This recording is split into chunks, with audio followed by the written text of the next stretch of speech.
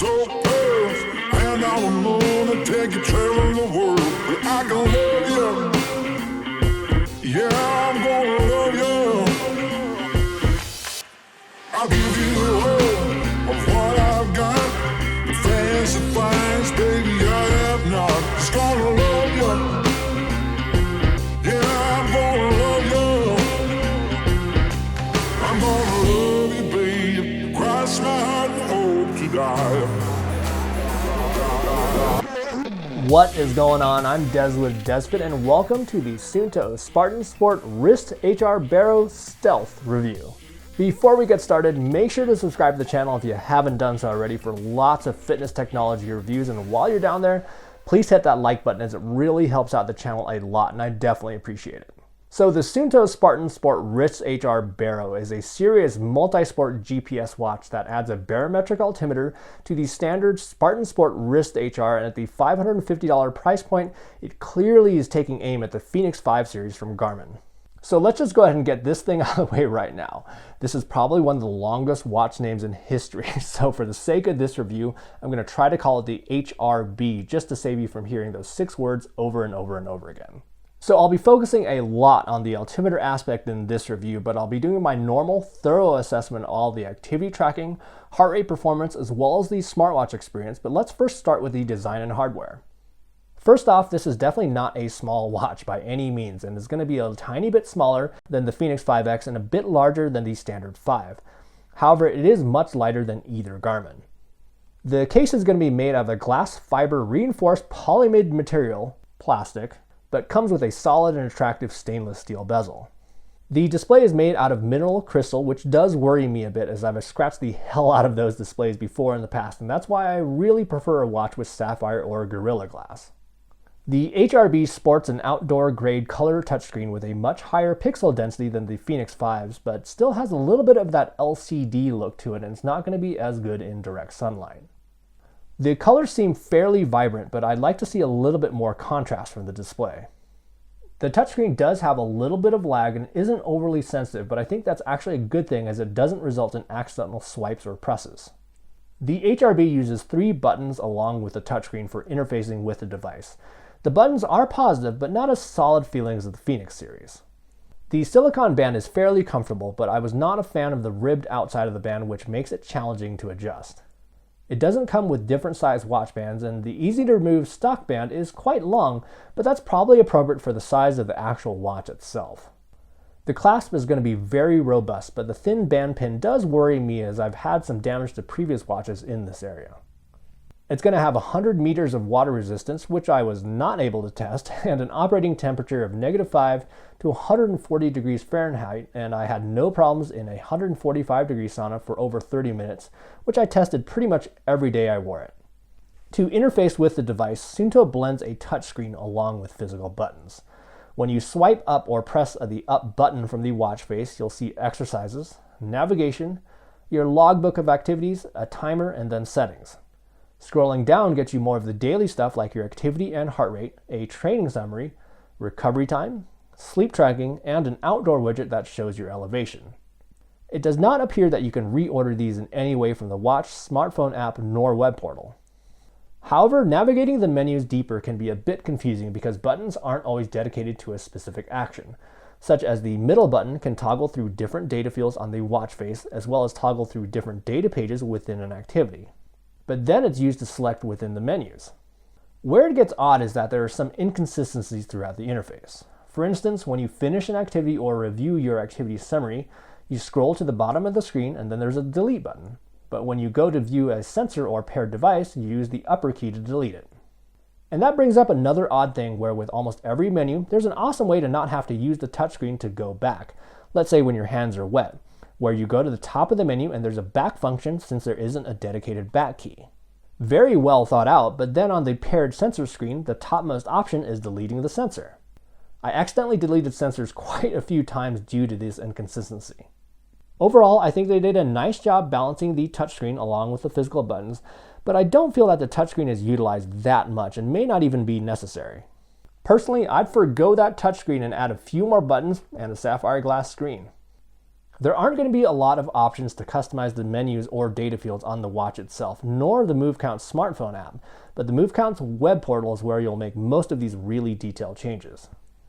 The watch faces are customizable, however you're limited to the ones that Suunto provides, and there aren't going to be third-party watch faces like on a Garmin, Samsung, or Apple Watch. Basically, you've got a choice between 7 faces and 9 colors. I know the device just came out, and I'm guessing there's going to be a lot of firmware updates in the future, but this is definitely an area that could use some improvement. So if you're coming from a Garmin, you may be disappointed with the lack of customization on the watch itself, and I find myself changing data fields on the fly, as not all workouts are the same, and sometimes they change during the workout. The smartwatch experience is limited to one-way notifications, but that's not even close to why most people would be buying this device, so I really don't have any complaints there. You have 3 options for audible beeps being off, buttons on, and all on, and in regards to the actual vibrations, I feel that they're a little bit too subtle and could be a little bit more pronounced. The daily stuff is going to be the big 3: steps, sleep tracking, and calories, which means all-day heart rate. For steps, you'll be provided a day view as well as the past week's history, and you can see more history in the MoveCounts web app. And then for sleep tracking, it will provide your average heart rate and sleep time as well as the history for the past week. When you define your sleep and awake times in MoveCounts, the display changes to a darker screen at those times, and I'm also going to guess that this helps with battery life. Also, you can get instant heart rate with a very nice graph, and it'll also provide your caloric burn rate per hour, and that's a perfect segue into the heart rate. For heart rate, it uses Valencell technology for 24/7 heart rate monitoring that tracks your heart rate in non-activity mode, but you do have the ability to disable this to squeeze out more battery life. Overall, daily heart rate was totally acceptable. I never found it to be wildly off, and I'll cover more about heart rate when we go into the activities. For GPS, it's going to have 4 different settings: OK, good, best, and best with GLONASS, and they have some pretty distinct differences between them. But let's talk about navigation first, which will show off some of the capabilities, and then we'll talk about the trip accuracy a little bit later. For navigation, there are both point of interest as well as route navigation, which you will set up within the web portal of MoveCounts. It's super easy to set up using latitude or longitude, or just by using the Google Map interface for the point of interest, and then again using the Google Maps to plot out a route. Point of interest navigation was convenient with a large display of distance, compass, and direction, as well as ETA. Route navigation was equally as easy, and you can use this as a standalone navigation, or you can use a route for an activity. It's going to provide a real-time breadcrumb trail during an activity or in navigation mode, and you'll be able to save a location as a point of interest or other type of marker. So now let's talk about that barometric altimeter, which is the big upgrade from the standard Spartan Sport Wrist HR. Suunto uses what they call fused alti to calculate altitude by combining GPS and barometric altimeter for more precise data with sensitivity up to a meter, updating every second. I used the auto adjust calibration, which can be found in the outdoor settings, and it absolutely nailed my initial altitude at my house with only a 2-meter difference. Then I visited some USGS marked locations with verified altitude, and they were again extremely accurate with only a 2.5-meter difference. And then I also tested this indoors by starting in my basement, which registered at 1,561 meters, and then went upstairs where it's about 6.5 meters higher, and it registered 1,565 for a difference of 4 meters, which really isn't bad for indoor elevation. So overall, the fused alti system that they use is pretty darn accurate for locations, and we'll talk about trip accuracy now that we're going to talk about the activities. The watch comes with all the standard activity profiles that you would expect, but there are actually 80 sport profiles to choose from, which you can see when you choose to create a new activity. There is a huge list of activities to choose from, with ones designed specifically for power meters, racing, and intervals, as well as triathlon and multi-sport modes. And it does pair with external Bluetooth smart sensors like the Wahoo ticker heart rate sensor, as well as the RPM speed and cadence sensors for cycling.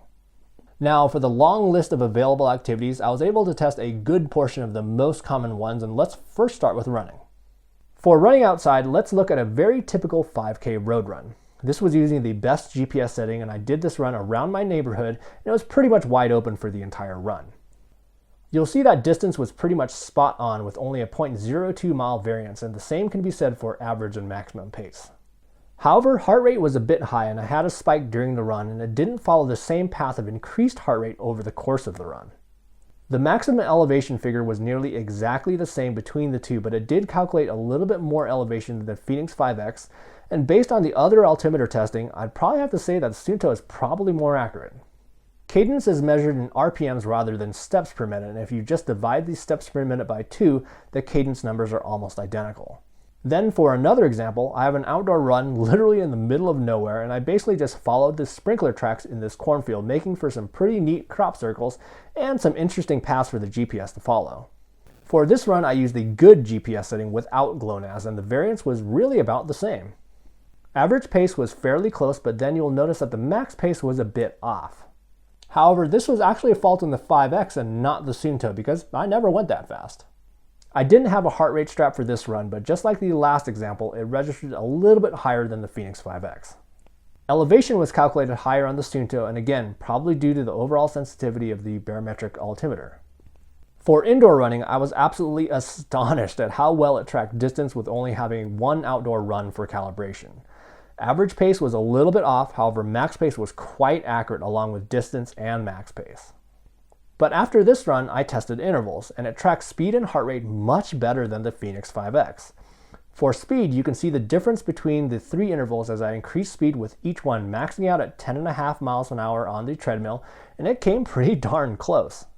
Heart rate was also much more in line than the Phoenix 5X, as the 5X didn't track the last interval well, while the Suunto tracked the increases but did have a few dips within each interval and a slight spike on the second interval.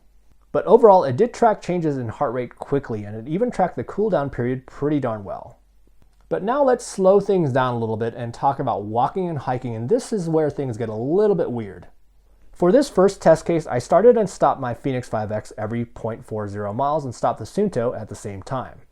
This is in a standard neighborhood with 1 to 2 story homes with very few obstructions. So as you can see, some very strange stuff happened here and the distance was pretty far off. The only one being close was using the best setting with GLONASS. Then I did another test walking around downtown Fort Collins, where we have a few 10+ story buildings with most around 2 to 3 stories high, just to test the GLONASS. Again, very different results here, and the only one that was accurate was the best plus GLONASS setting. We're going to look at these 4 settings again with cycling. For cycling, I went on quite a few road rides, mountain bike rides, as well as plenty of time on the spin bike. For this first road ride, I used the best GPS setting without GLONASS, and it had a discrepancy of about a half mile for distance, but it was close on nearly everything else, including heart rate.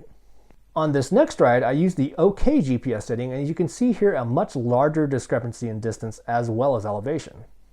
Then for mountain biking, the GPS and altimeter were pretty much spot on using both the GPS best and GPS good settings. For this first ride in the best GPS setting, you'll see just a 0.19 mile difference in distance, only a 1 foot difference in total ascent, and the minimum and maximum elevation figures were relatively similar as well. I used the good GPS setting on the next couple of rides, and it was still quite close to both the Phoenix 5X and the Edge 1030 for distance. There was a little more discrepancy in total ascent, but it absolutely nailed maximum and minimum elevations. The same can be said for this ride here, where it was extremely close at maximum and minimum elevation, but let's take a look at the heart rate for mountain biking. The Suunto had me at 136 beats per minute for average heart rate, and the heart rate strap had me at 145. 9 beats per minute isn't terrible by any means, and actually isn't that bad considering its wrist-based heart rate. However, if you look at the graph, heart rate was kind of all over the place. For the first half of the ride, it had my heart rate quite low, and I did manage to notice this, so I tightened down the strap very securely, and then for the second half of the ride, it registered quite high. We'll wrap up heart rate just in a second, but now let's take a closer look at what you can expect out of the 4 different GPS modes for higher speed activities.